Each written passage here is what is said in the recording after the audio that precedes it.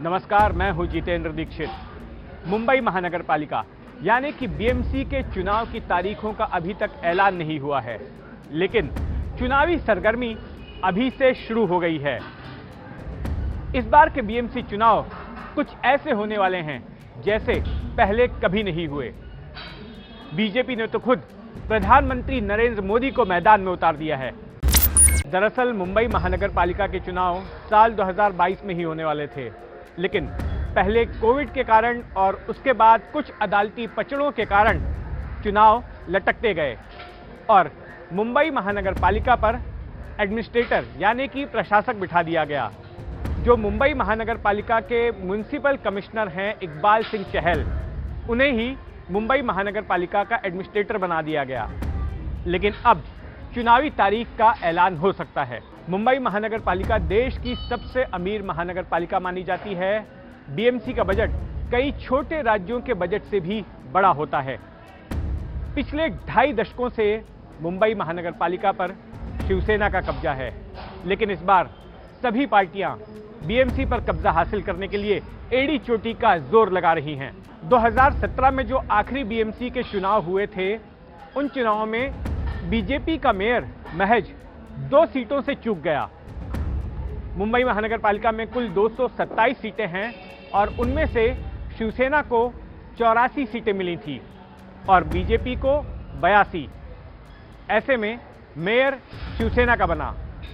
लेकिन इस बार बीजेपी ने ठान लिया है कि मुंबई महानगर पालिका का ताज उनके मेयर के सिर पर बैठेगा।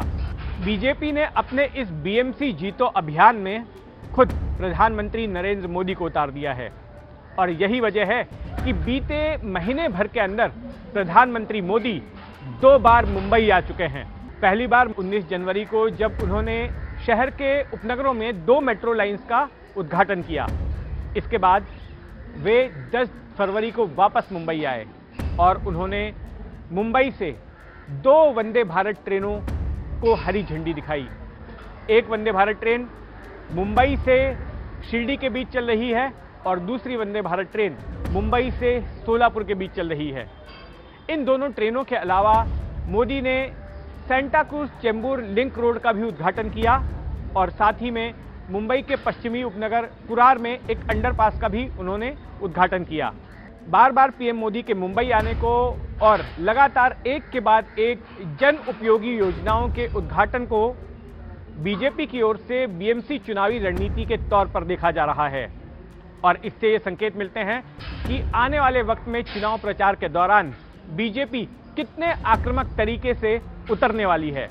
बीजेपी ने ऐसा ही फॉर्मूला हैदराबाद महानगर पालिका के चुनाव में भी अपनाया था, जब पार्टी के कई बड़े चेहरे, कई दिग्गज नेता जमीन पर उतरकर पार्टी का प्रचार कर रहे थे और आने वाले दिनों में मुंबई में भी कुछ ऐसा ही देखने मिलने वाला है। इस बार मुकाबला इसलिए भी दिलचस्प होगा क्योंकि शिवसेना इस बार दो फाड़ है। पिछले साल जून में शिवसेना में बगावत हुई, उसके बाद शिवसेना 2 गुटों में बंट गई।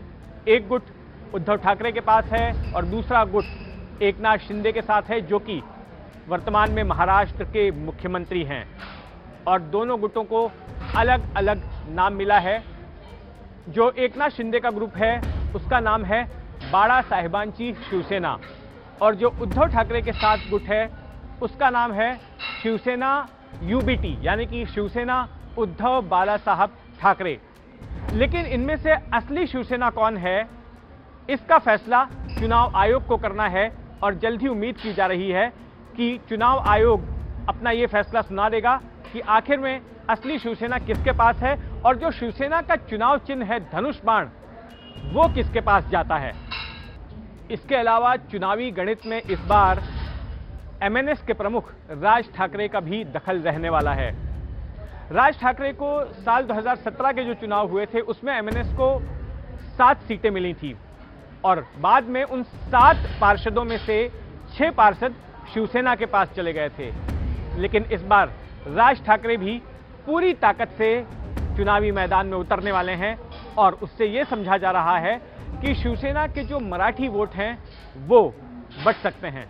लेकिन सबसे बड़ा सवाल जिस पर चर्चा हो रही है वो ये है कि क्या उद्धव ठाकरे अपना कब्जा मुंबई महानगर पालिका पर बरकरार रख पाएंगे, क्योंकि उनकी पार्टी के कई सांसद, कई विधायक और बीएमसी के कई पार्षद भी वे अब चले गए हैं एकनाथ शिंदे के साथ। इस साल भारत में कुछ राज्यों के भी चुनाव होने वाले हैं, जैसे कर्नाटक का चुनाव होने वाला है, राजस्थान का चुनाव होने वाला है, लेकिन इन सब में सबसे दिलचस्प बीएमसी का चुनाव साबित हो सकता है।